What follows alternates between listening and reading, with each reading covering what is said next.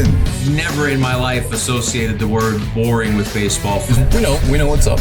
Me? Yeah. Famous? Yeah. And I'm like giddy over there smiling like, we're about to win this shit. Did everyone give you crap? Give me a good host story. I'm not picking it up. We both love the game. We talk about it every day. Can't get enough baseball. Having some popcorn, you're fooling around your phone. I'd have to wait in line for 3 hours. Hang on, because it's about to be a wild ride. All right, there's no human being on the planet I'd rather be talking to right now than Alex Hassan. Fact. It's as I just told you, not every day we have two guys from the same high school on within a month of each other. Mike Vassell is on, Cy Young Award winner 2025, otherwise known as Rule 5 pick. This is, of course, BC High. Congratulations.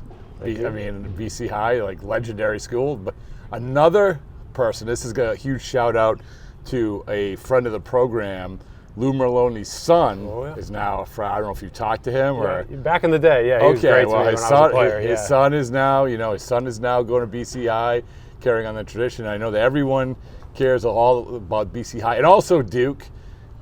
When you were at Duke, what was the? This is the ultimate cliche question. Yep. What was the hoop team like then?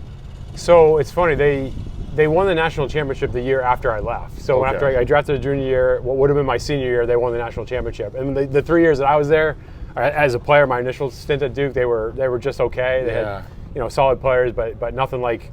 As soon as I left, they kind of went on. What was the baseball team like? We were okay. When I came in, we were kind of rebuilding. It was a new coach. It was his second year. We were trying to get the program kind of off the ground, and ultimately, I think we did pretty solid during my time there. And then the subsequent coach, Coach Pollard, has done a really nice job there and really elevated the program and helped them take the next step. So I feel like I'd like to say we're just getting it going after a period where they weren't as. What other schools were vying for you for your services? It really came down. Because you go from Northeast to Duke's Duke, right? Yeah. So the final choices for me came down to Duke, Boston College, Notre Dame.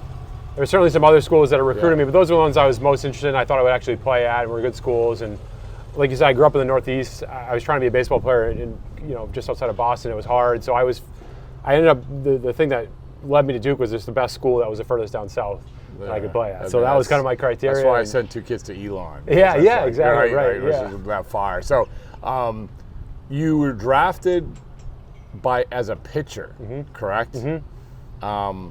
You ended up as a hitter. We'll get to that in a second. Was there any, and we've had, this is one of the favorite baseball boring topics, the two-way player conversation. Lucas Ursig came on, a kid from the Red Sox they're trying now. I just talked to Bubba Chandler. Oh, yeah. Yeah, right? So did you have any aspirations of being the next Shohei Ohtani, even though you had no idea who Shohei Ohtani was? Yeah, no, I didn't at the time. I honestly, I was kind of the opposite. I had done both my whole life. I did both in college, and I felt like, I wasn't the best athlete by any stretch of the imagination. It was starting to take a toll on me physically of trying to do both. That's what he said. That's what that's what Bubba just told me. It's hard. It's hard, right? It was hard. It was hard on me physically. And again, I could have been a better athlete, stronger. Yes, of course. But at the time, I knew what I knew, and it was almost to the point where I kind of had it with doing both. And I actually feel like I made good strides as a position player that right after I signed, because I really could just focus on one thing, and I feel like it helped me take a step forward. Ultimately not as big of a step forward as I hope, but I thought it was easier just to focus on one. It's amazing though. You don't know until you know, right? That's right. That's one of the things that Bobby Chandler told us is that it's just when you're doing it, and Lucas said this too, is like you're so I can do this. I did in high school. Why not? Yeah. But then it's like you realize it's too specialized. It's too much. Yep. Do you guys have anybody you've ever tried it with, the Twins? So the only thing we've tried so far on the two-way player front is to try and get some of our position players to throw knuckleballs, which has been a kind of a fun. Oh, I think experiment. Yeah. So one of our players, Ben Ross, was throwing a knuckleball in the fall league this past year because he has a good one and it was worth experimenting with. But that's really the only two-way sort of project that we've had when I've been in player development. So I just want to get this straight. So you say okay, you're still a position player, but let's try this out because this might be another avenue for you? Yeah, he had a good one. It's low risk. Try it yeah. out and see what comes of it. But ultimately he's a position player. He's a straight position player, and just ultimately wasn't something that we think is going to be the most fruitful. I think Tampa has they had a camp for knuckleballers. So oh, is that right? We're going way. Yeah, I think I remember hearing about that. Yeah. So because I think Robert Stock was on with us and he talked about that. But all right, well, so you are a position player. You make it to the big leagues. Congratulations! Yeah. What a feat! Awesome! It's all awesome. And also, by the way, you also are named best batter's eye. This is batter's eye. It's not best eye at the plate of any human being alive, right? So I do want to talk to you about this. I want to get into the front office thing, but I am fascinated about how you were as a player, because when you were having to have this eye, I remember this was prioritized, right? Yeah. We've come in and gone where, we want everyone to take over 4 pitches per plate appearance. Yep. Now we want everyone to sabotage the first pitch and whatever it is. When you were coming up, did you understand how different you were in that respect? I knew it was a strength of mine, and it was emphasized at the time. That was a big emphasis throughout their minor league system, which I thought they did a really good job of, is we are grinding out at bats. We're trying to be tough outs at the plate. And if you looked at our big league lineup, they had guys that grinded all the way through. They really wore down pitchers. And at the time, you could get to get the starter out of the game, get to the bullpen, and that's where you could really make an impact or really separate yourself. And this was with the Red Sox. At the time. And so that was what was emphasized, and I was good at that. I was always had this doubt in the back of my mind that, but I think I need to do. I was always kind of never really drove the ball quite as well as I could have or hoped to. And so I always, while I knew that was a strength of mine, in some ways I was really focused on the things I didn't do well and tried to get better at those. Ultimately, didn't succeed quite as much, just to be frank, as I would have hoped. But that was something that I did well and something that Red Sox emphasized and valued at the time. And that's partly why I did get opportunities throughout my minor league career and ultimately. Because, they were encouraging at the time. No question. Was it Magadan? Magadan was a major league hitting coach with us. We had Victor Rodriguez, who was in the minor league system, who was a great hitting coach. He is a great hitting coach.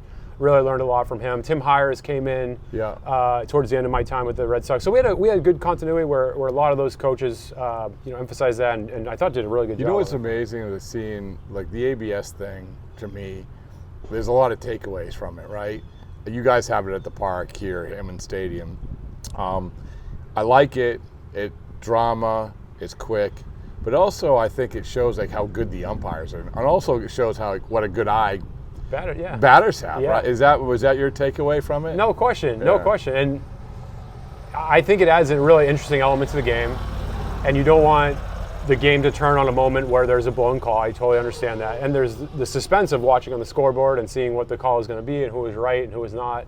So I think from a fan element, it's really very interesting, and I do think, like you said, it highlights how good these guys are, how well they know the strike zone, and you'll go through a whole game and there'll only be a few moments that just shows how well, the umpires in particular really do know the zone. Well, they show it, and when the misses are, they say, 0.5, and everyone's, oh my goodness.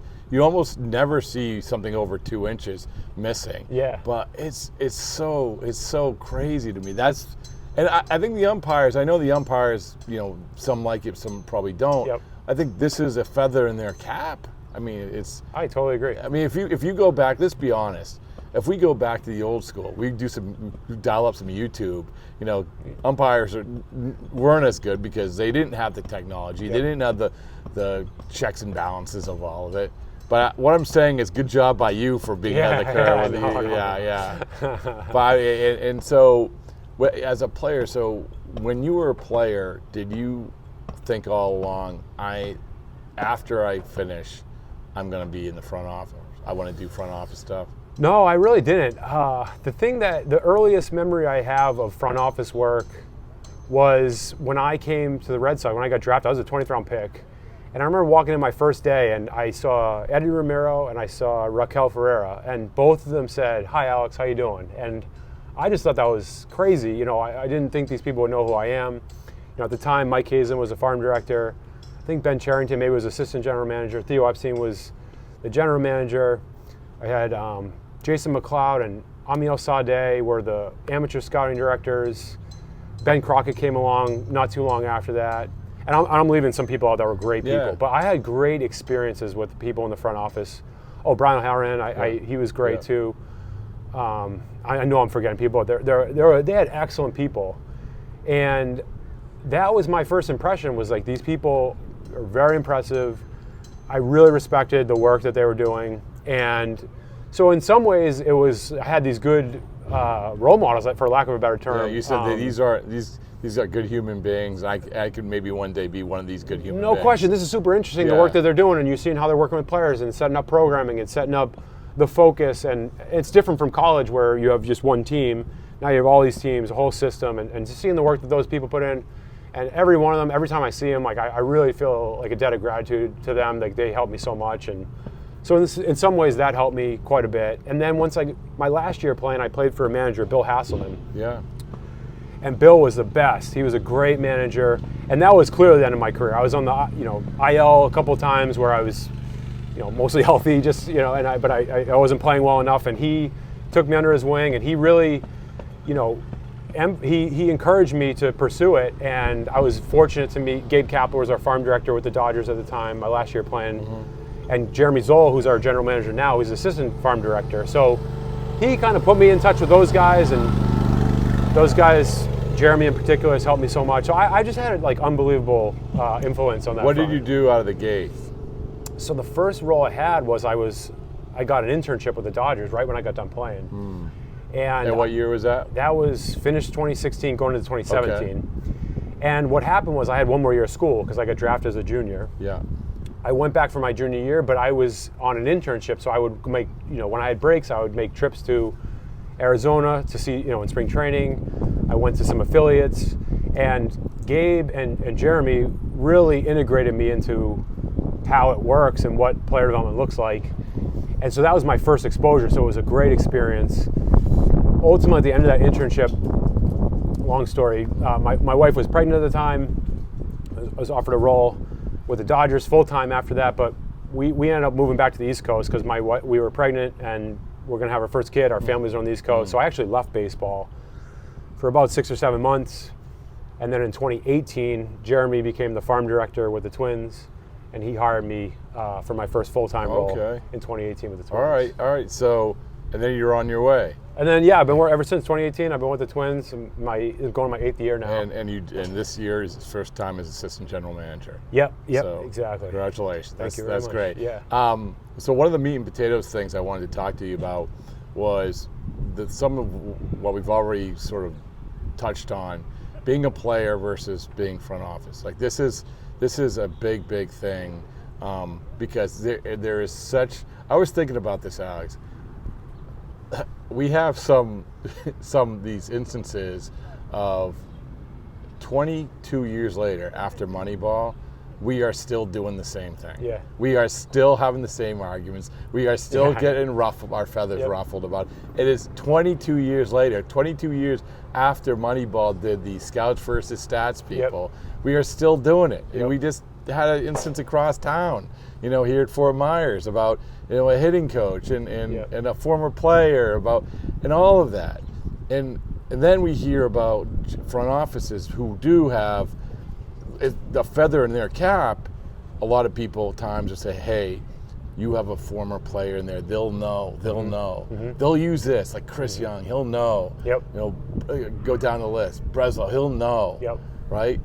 So I am not in a front office. I was not a former major league player.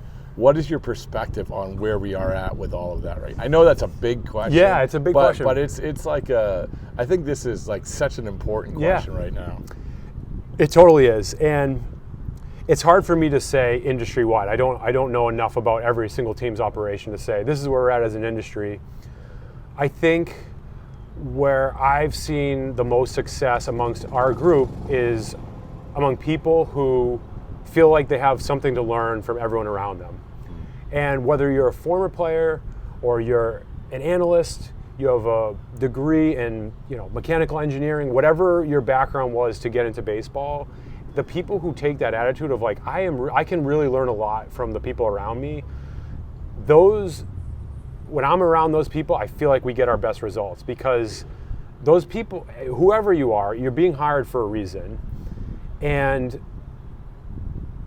if we can all, and that's true of a former player too, they're being hired for a reason. And if we can all work together to leverage our expertise and come at it with, humility, then I think we get to the truth. Then we get to the truth. I was here, so I respond to that. Better, easier said than done. Oh, no doubt. Because it's easier as said a than player, done. right? Yep. This is why I'm asking you. Like, as a player, I think you're probably more open-minded than most, probably in your clubhouses you were in. But you're in a clubhouse. Yep. And you like, I can't believe they're doing this. I can't believe they're doing that. Yep. I can't believe this, that, Yep. this, and that. And then when they do make moves, I can't believe this, or why are they getting that guy? He stinks. Yep. I placed him. No, and then the front office, I'm flashing forward to now. They'll Yep. think, no, look at his analytics, look at his spin rate. We Yep. can do this and we can do that. We switch this, So from the player's perspective, I mean, I don't know if you are a go-between at all, or if you feel like you have to be, or if you ever have to feel like you and Derek have to like explain yourself. Like, I don't know what that dynamic's like. It's not easy, and doing new things is not easy, no matter what it is. It doesn't matter what industry. If you try something new, if you want everyone to like you, don't try something new. Right, not to interrupt you, but like shifts, right? Yep. We went through this. Yep. Shifts, and the pitchers would be like, I can't believe you shifted. Yep. The ball went through. Well, here's the other 9 times it didn't. Yep. I remember this, we're at Hammond Stadium right now, home of the Twins. I remember Mookie Betts saying, I'm not using this stupid card in my back pocket. Yeah.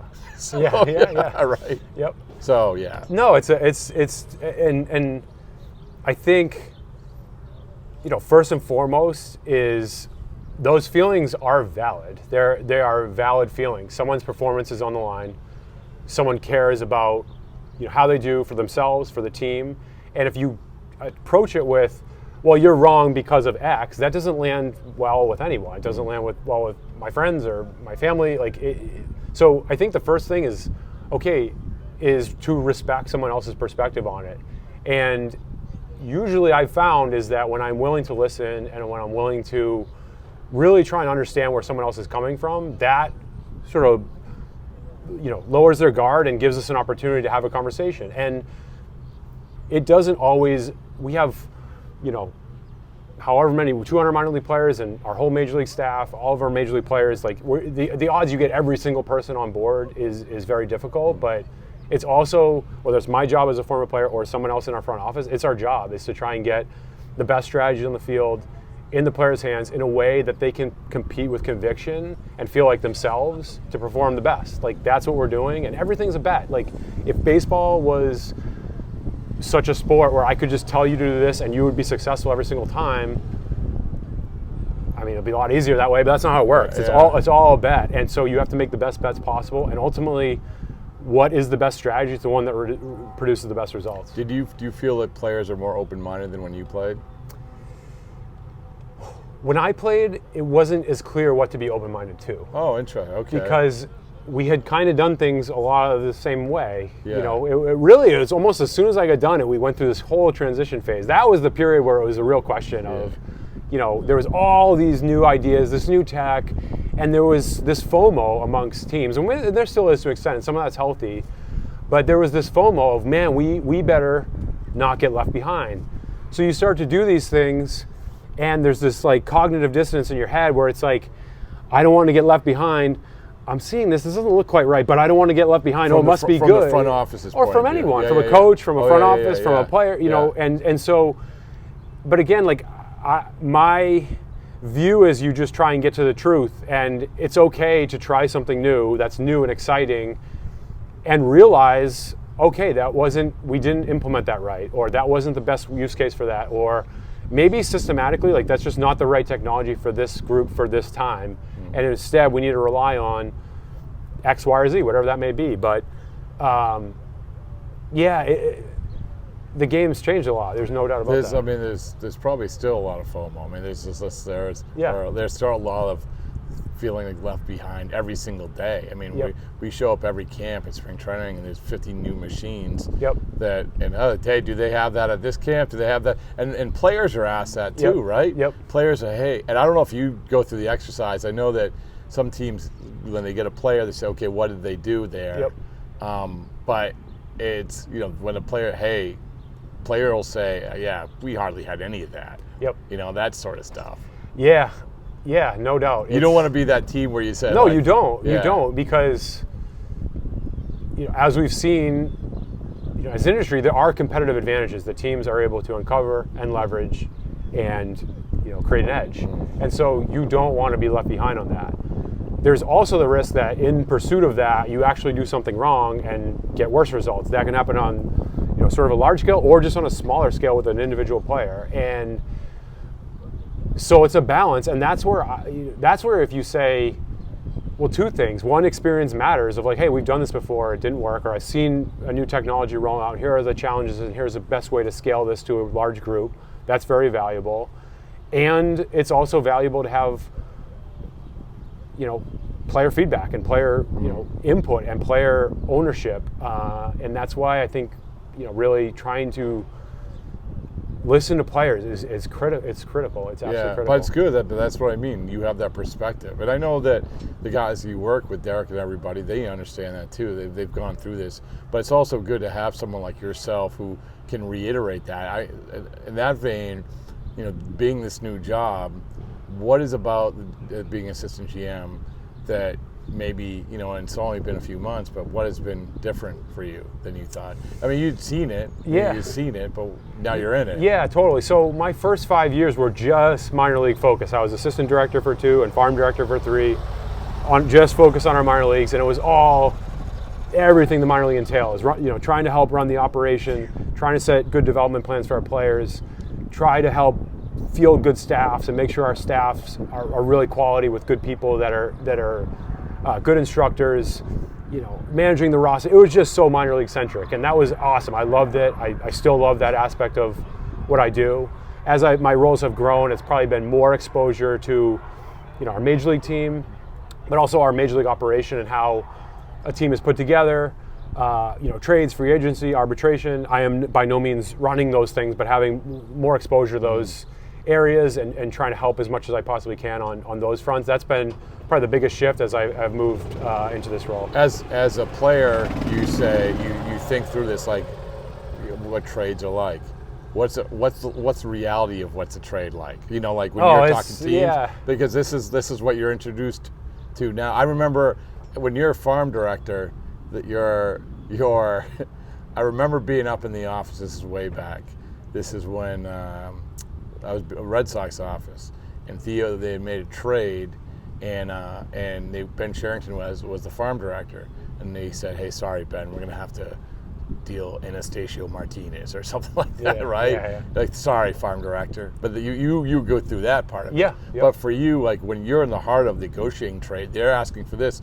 What's that like? Is it different than what you thought? Oh my God, yeah. So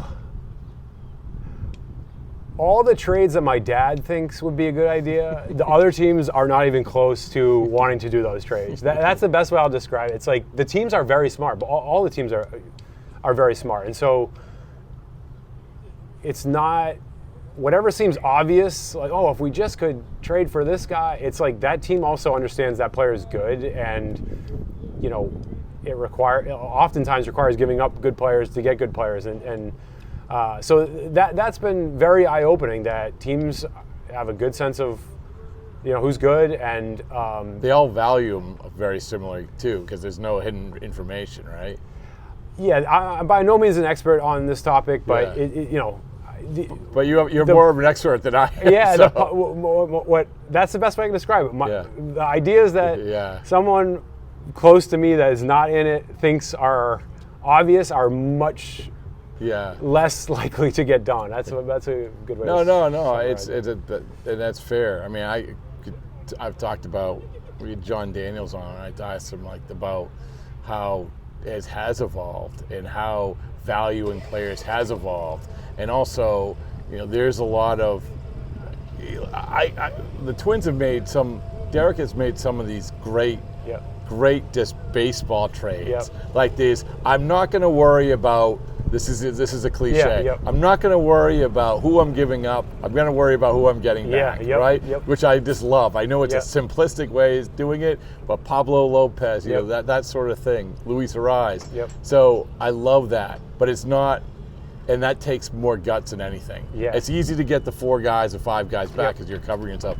I just give, what I'm saying is good Yeah. for you, Minnesota Oh, Twins. he's incredibly impressive. He's a great leader, and I'm lucky to just get to watch him do it and try and learn from him. What is the thing this year that you've come in and said you think that things might be a little bit different, or things that you've implemented here that maybe you guys didn't last year? So I think one thing, obviously, end of our season last year didn't end the way we wanted to. One thing I give our players a lot of credit for, and also our staff, led by Rocco Baldelli, is, you know, they've really tried to learn from, you know, what happened last season, and I feel like this spring, guys have come in really energized, ready to play, and Rocco and his staff have come in really ready to hit the ground running. And I think in terms of building up the workload for the season, trying to get guys on the field, trying to get guys, you know, through our team activities as a team, and really just get on the field together earlier, more often, and more frequently in preparation for, you know, what we hope is a successful season. I really give that entire group a lot of credit, and that's something that, you know, I think we feel excited about, and hopefully carries over to the season in terms of, you know, health and performance for our players. Is there anything like you tweaking, like in terms of, for instance, I know that some teams maybe they had the position players have more innings early in camp. I know that's a terrible example, but is there anything that you guys are tweaking heading into this year? No, I think that's pretty. I think what you just said is pretty accurate. Yeah. I mean, I think that's, you know, guys have played earlier. They played more. More science. innings, you know, back-to-back games. Like, we've had guys, you know, for back-to-back games so far. So, like, I think that would be probably the thing that that group has tweaked, and our players have responded really well to it. Are you ready? You must be ready to go, man. Like, 4 bars is nice, but you must be ready to go. I'm happy for you. Yeah, thank you. I'm happy to talk to you, but it's also I'm happy for you because this is the evolution of you. Like this. Yeah.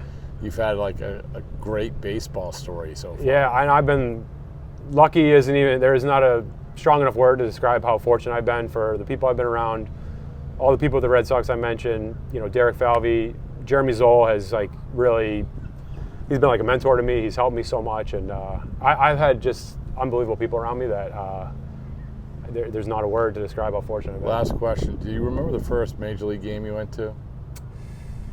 No, but I remember a great Major League game I went to. Oh, good. So that's even better. We were playing the Red Sox were playing the A's, and it's the bottom of the 9th, 2 outs, and Manny Ramirez is up, and he hits a ball to right center field, crushes the ball, and Terrence Long goes sprinting towards the bullpen. The Red Sox out of the bullpen in right center, jumps up, makes an unbelievable catch, topples over to end the game. Manny would have walked it off, and Terrence Long robbed a home run. And that was a moment I'm like, these guys are so good.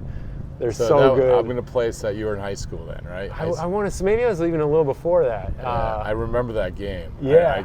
Unbelievable game. Yeah, like hat tip to Terrence Long. That was a great catch. Oh, unbelievable catch. Yeah. Unbelievable. I have so many good memories. Yeah, well, that's in my top 5 catches, honestly. I think I've seen, certainly at Fenway. I remember Bobby Kelty made one where he's just, do you remember Bobby Kelty? Oh, yeah. Sprinting, like dead run, dives over the wall in the bullpen. I mean, to Jim Edmonds' catch, I don't know. Yeah. What was your most, I know I asked, I think top of mind, what was your most memorable game that you ever played in? Probably the first day I played in the big leagues, honestly. Like, where was it? So where was at that? Fenway. It was a day game. John Lester was pitching against the Rays. And I played right field, and the sun was right in my eyes. It was brutal, and I'm like, oh my God, if they hit one in the sun and Lester's on the mound, like this. And luckily, I don't think anyone hit a ball to me in right field. I'm like praying, like, hit it somewhere. What did you do first at bat? I can look it up. I punched out on the bases loaded. I don't think anything was really that close, but I punched out. I ended up getting hit later. Like Joe Castiglione would tell you, swing to the fences first. Daniel Nava. Yeah, that's right. I remember that. That was an amazing moment. Yeah. Well, I appreciate it, man. Cool. Thank you so much. Yeah, no doubt.